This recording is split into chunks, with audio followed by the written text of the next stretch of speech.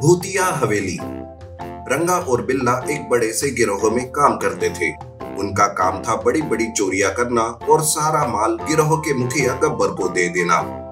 ऐसे में एक दिन गब्बर के हाथ में करोड़ों के हीरे आते हैं, लेकिन उन हीरों को देखकर रंगा और बिल्ला की नीयत खराब हो जाती है। तब रंगा बिल्ला से कहता है, बिल्ला, कैसे भी करके इन हीरो को उड़ाना होगा। हाँ, आज रात ही ये काम करके यहाँ से भाग जाते हैं। जब ये बात गब्बर को पता चलेगी तो हम कहां से कहां पहुंच चुके होंगे। इस तरह रंगा और बिल्ला उन हीरो की चोरी करते हैं और गब्बर की ही कार लेकर वहां से भाग जाते हैं। लेकिन आधे रास्ते में उनके पीछे पुलिस पड़ जाती है। अरे, इन पुलिस को कैसे पता चला? बिल्ला, कहीं ये बात तुमने तो नहीं बताई? अरे, मैं क्यों अपने ही पैरों पर कुल्हाड़ी मारूं? देखो रंगा, अब मुझ पर शक मत करो, कार को बस तेजी से चलाओ। रंगा कार की रफ्तार बढ़ाता है। पुलिस उनके पीछे ही थी।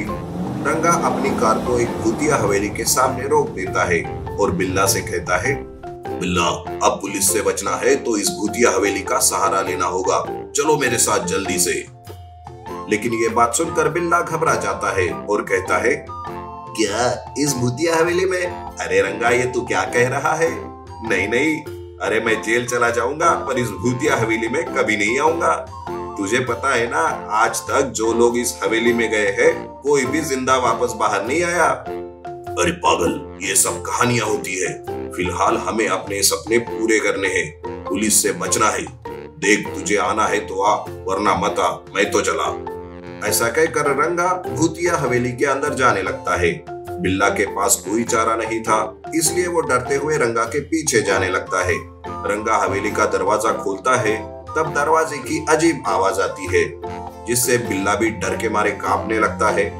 हवेली के अंदर जाते ही काला अंधेरा रहता है, जिसे देखकर बिल्ला और भी डर जाता है। अरे राम राम राम राम राम राम, हे भगवान, हमें बचा ले। रंगा, अभी भी वक्त है, चलो बाहर चलते हैं।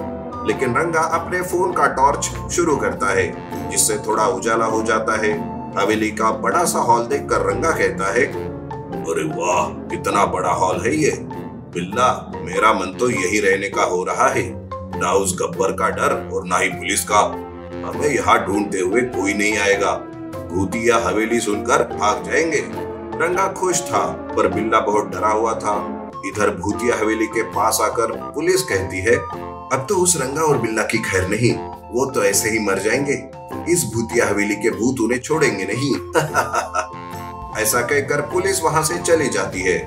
पुलिस जाते ही रंगा खुश हो जाता है। देख बिल्ला, चली गई ना पुलिस, हम भी बच गए। बिल्ला, आज की रात हम इसी हवेली में गुजारते हैं। अरे नहीं रंगा, मुझे बहुत डर लग रहा है। देखो, कुछ अनहोनी होने से पहले ही यहाँ से निकल चलते हैं। अरे ये हवेली भूतिया है, देखना 12 बजते ही भूत आ जाएंगे यहाँ। फिर मैं उस भूत को देखे बगैर यहाँ से जाऊंगा ही नहीं। बिल्ला बार बार रंगा को वहां से चलने के लिए कहता है, पर रंगा वही रहता है। तभी अचानक से हवेली की लाइट बंद और शुरू होने लगती है। अजीब अजीब सी डरावनी आवाजें भी आने लगती है। बिल्ला को तो एक परछाई दिखाई देती है, जिससे वो डर जाता है। भूत भूत, अरे बाप रे, भूत है वहां, रंगा भूत। बिल्ला चिल्लाते हुए हवेली के बाहर जाना चाहता है, पर हवेली का दरवाजा खुलता ही नहीं। बिल्ला के तो होश ही उड़ गए थे और रंगा को कुछ फर्क ही नहीं पड़ रहा था। अरे बिल्ला, चुप हो जाओ, दिखाओ मुझे कहाँ है वो भूत। आज तो उस भूत की अकल ठिकाने लाऊंगा मैं। बिल्ला रंगा को इशारे से बताता है। तब रंगा पर्दे को हटाता है, लेकिन जैसे ही पर्दा हटता है तो सामने आता है गब्बर। गब्बर को देखकर रंगा डर जाता है। तब गब्बर कहता है, अरे मूर्खो तुम दोनों, तुम्हें क्या लगा कि तुम हीरे चुरा कर भाग जाओगे? अरे ये हवेली मेरी है और मैंने ही हवेली में भूत होने की अफवाह फैलाई थी ताकि मैं यहाँ आराम से रह सकूं। पर देखो, आज मेरा नसीब अच्छा है जो मेरी ये हवेली मेरे काम आ गई। चलो निकालो मेरे हीरे। मैं हीरे देता हूँ, पर गब्बर हमें कुछ मत करना। रंगा गब्बर को हीरे दे देता है, पर गब्बर उन दोनों को छोड़ता नहीं और उन्हें मार डालता है। और सवेरे उनकी लाशें भूतिया हवेली के सामने टंगा कर रख देता है। पुलिस जब लाशों को देखती है तो समझ जाती है कि ये भूत का ही काम है। इस तरह भूतिया हवेली का डर लोगों में और भी फैल जाता है। रहस्यमयी दरवाजा। एक बार की बात है, नंदू नाम का एक लकड़हारा अपनी पत्नी सीमा के साथ रहता था। नंदू बहुत ही गरीब था। वो एक टूटी फूटी झोपड़ी में रहता था। नंदू की लकड़ियां कभी बिकती तो कभी नहीं। यूं वो दोनों पति पत्नी 2 वक्त की रोटी भी ठीक तरह से नहीं खा पाते थे। ठीक से ना खाने की वजह से सीमा अक्सर बीमार पड़ने लगी। फिर बारिश का मौसम आता है, कोई भी नंदू से गीली लकड़ियां नहीं खरीद रहा था। अरे सेठ जी, ये लकड़ियां लेकर कुछ पैसे दे दो, मेरी पत्नी की तबीयत ठीक नहीं है, और तो और उसने 2 दिन से कुछ नहीं खाया है। यह सुनकर वो दुकानदार कहता है, अरे नंदू, मैं ये गीली लकड़ियां लेकर क्या करूंगा, मुझे नहीं चाहिए।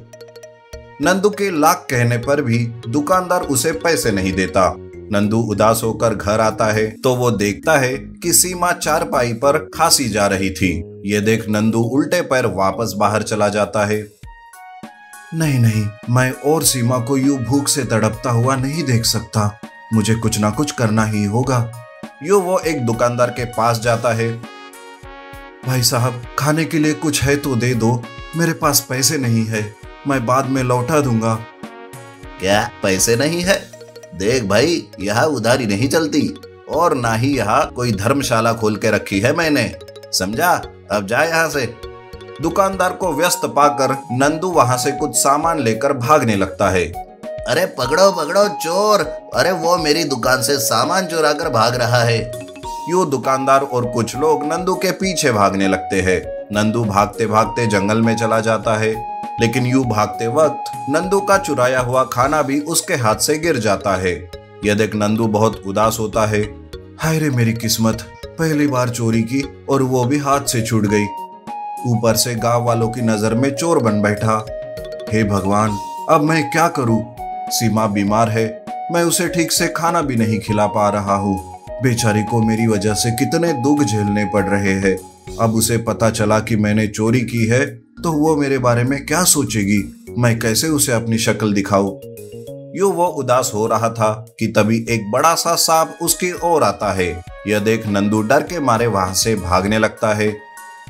वो एक ऐसी जगह पहुंच जाता है जहां से आगे जाने का कोई रास्ता नहीं रहता। वो जगह बहुत ही अजीब थी। वहां एक दरवाजा भी था। उसे देखकर, अरे ये मैं कहाँ आ गया, और ये कैसी जगह है, कैसा दरवाजा है ये, बड़ा ही अजीब है। तभी उस दरवाजे में से एक आवाज आती है। क्या हुआ, कौन हो तुम, यहाँ कैसे आ गए? नंदू दरवाजे को बात करते हुए देख डर जाता है। डरो मत, मैं एक रहस्यमयी दरवाजा हूँ, मैं तुम्हारी मदद करूंगा, कहो क्या बात है? यह सुनकर नंदू सारी बात दरवाजे को बता देता है।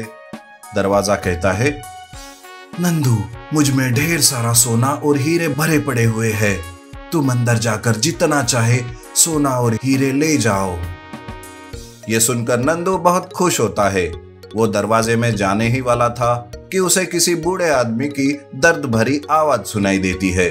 बेटा, मेरी मदद करो, मेरा अपना कोई नहीं है, मेरी बीवी बीमार है, उसकी देखभाल करने वाला भी कोई नहीं है, मेरी मदद करो बेटा। तब नंदू बूढ़े आदमी की ओर मुड़ता है कि तभी रहस्यमयी दरवाजा कहता है, अरे नंदू, ये क्या कर रहे हो? देखो, अगर मैं बंद हो गया तो फिर कभी नहीं खुलूंगा, मेरी बात मानो, जल्दी से अंदर आओ और जितना सोना चाहिए उतना ले जाओ। नहीं नहीं, अगर मेरी पत्नी सीमा को यह पता चला कि सोने की लालच में मैंने बूढ़े आदमी की मदद नहीं की तो वो मुझसे नफरत करने लगेगी। पहले ही मैं चोरी करके उसकी नजरों में गिर चुका हूँ, अब और नहीं, मुझे इस बूढ़े बाबा की मदद करनी है, चाहे कुछ भी हो। यूं वो उस बूढ़े आदमी की ओर चला जाता है। जैसे ही वो वहां जाता है, बूढ़ा आदमी वहां से गायब हो जाता है। यह देख नंदू बहुत चौंक जाता है। तभी रहस्यमयी दरवाजा कहता है, नंदू, तुम बहुत ही अच्छे इंसान हो, मैं तुम्हारी परीक्षा ले रहा था, तुम्हारे अच्छे स्वभाव और नेक दिल की वजह से तुम इस परीक्षा में खरे उतरे। अब तुम यहाँ से जितना चाहे उतना सोना और हीरे ले जा सकते हो। नंदू ये सुनकर बहुत खुश हो जाता है। वो रहस्यमयी दरवाजे से सोना और हीरे लेकर अपने पत्नी के साथ हंसी खुशी से जीवन बिताने लगता है। 3 जादुई राक्षस और मटन वाला रोबोट बकरी।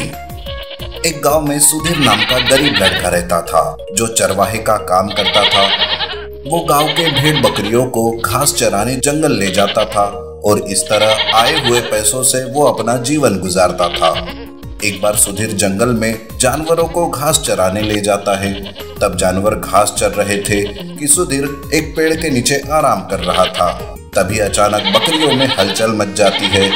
ऐसा लग रहा था कि जैसे बकरियों ने किसी शेर या बाघ को देख लिया हो।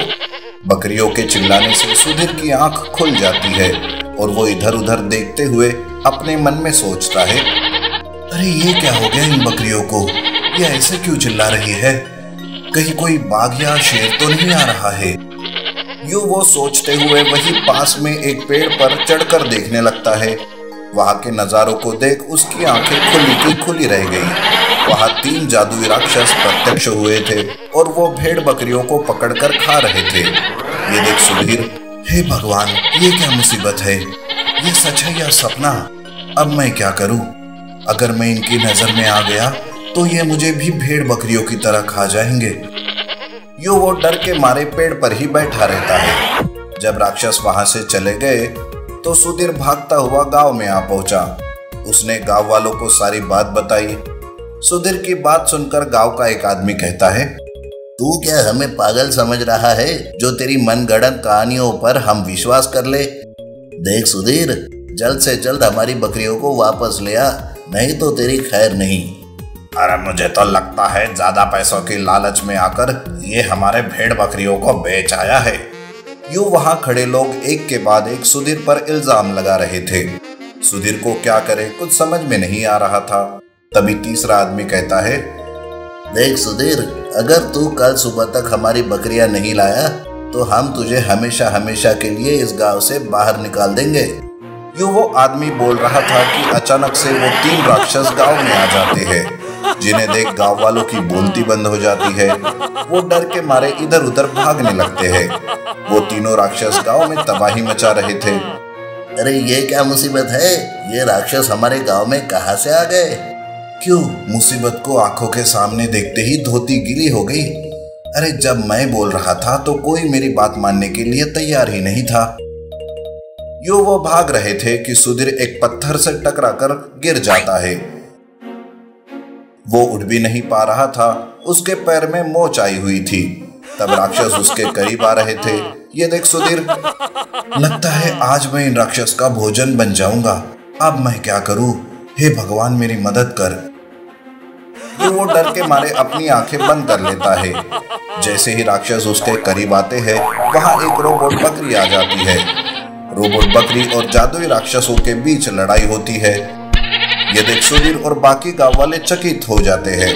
इधर रोबोट बकरी को उन 3 राक्षसों से लड़ने में बहुत मुश्किल हो रही थी, फिर भी वो जमकर उनका सामना कर रही थी। वो मन ही मन सोचती है, तीनों के पास जादुई शक्तियाँ है, मुझे इनसे लड़ने में बहुत ही मुश्किल हो रही है। इनकी कोई ना कोई कमजोरी जरूर होगी जिसका मुझे पता लगाना होगा, तभी जाकर मैं इन्हें मार पाऊंगी। जो बकरी सोच रही थी कि तभी बकरी एक पानी के गड्ढे में गिर जाती है। राक्षस उस पर हमला करने के बजाय उससे दूर भाग रहे थे। ये देख बकरी, क्या हो गया? ये मुझे देखकर डर क्यों रहे हैं? कहीं इन लोगों को पानी से तो परेशानी नहीं ना? जैसे ही बकरी को ख्याल आता है वो तुरंत छलांग मारते हुए पास में ही रखे पानी के टैंकर के पास चली जाती है और उन पर पानी बरसाने लगती है। तीनों जादुई राक्षस पानी पड़ते ही पिघल जाते हैं और गायब हो जाते हैं। गांव वाले और सुधीर रोबोट बकरी का धन्यवाद करते हैं। तुम्हारा बहुत बहुत शुक्रिया जो तुमने सही वक्त पर आकर हमें और हमारे गांव को बचा लिया। वैसे तुम कौन हो? मैं दूसरी दुनिया में रहती हूँ। मैं अक्सर धरती पर घूमने आती हूँ। इसी दौरान मैंने कई बार तुम्हें भेड़ बकरियों के साथ अच्छे से पेश आते हुए देखा था। आज भी जब मैं यहाँ आई तो देखा कि तुम मुसीबत में हो, इसीलिए तुम्हारी मदद करने यहाँ आ गई। अब कोई खतरा नहीं है। वैसे तुम्हें जब भी मेरी जरूरत हो मुझे याद करना, मैं आ जाऊंगी। ऐसा कहकर बकरी वहाँ से गायब हो जाती है। बकरी का बंटवारा। सुंदरपुर नाम के गांव में रामलाल नाम का एक जमींदार रहता था। उसके 2 बेटे थे, बड़ा मोहन और छोटा बादल। मोहन घर के व्यापार में पूरा ध्यान लगाता था। वैसे वो स्वभाव से भी बहुत ही अच्छा था, तो बादल बिल्कुल मोहन से उल्टा था। बादल को बस दोस्तों के साथ आवारागर्दी करने से ही समय नहीं मिलता था। एक दिन बादल का दोस्त बादल को परिवार के खिलाफ भड़काने लगता है। अरे बादल, तुम्हारे पिताजी तो बस तुम्हारे बड़े भाई को ही पसंद करते हैं। देखना, तुम्हारा भाई भी सारी जायदाद अपने नाम कर लेगा और तुम्हें कुछ नहीं देगा। मैं तो कहता हूँ कि तू अपने पिताजी से जायदाद का बंटवारा मांग। अरे, ये बात तो मेरे ध्यान में ही नहीं आई। वैसे भी पिताजी बस मोहन मोहन करते रहते हैं। मैं आज ही बंटवारे की बात पिताजी से करता हूँ, फिर हम दोस्त मस्त ऐश करेंगे।